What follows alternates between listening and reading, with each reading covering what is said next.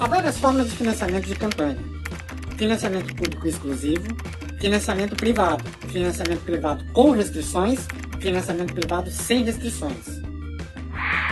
Ei, qual você acredita que o Brasil deveria adotar? Para responder, eu preciso entender.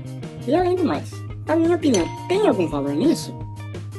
A reforma política está em construção e você faz parte dela.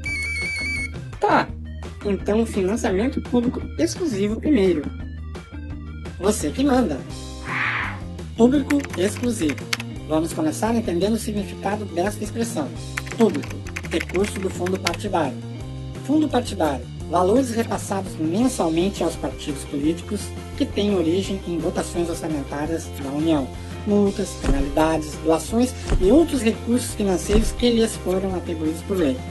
5% é dividido entre todos os partidos registrados na Justiça Eleitoral e 95% é repassado proporcionalmente, de acordo com o número de votos recebidos na última eleição. Já a palavra exclusivo significa que esta é a única forma de obtenção de recursos. Patrocínios de empresas privadas e doações são proibidas. Ah, agora entendi. E posso escolher.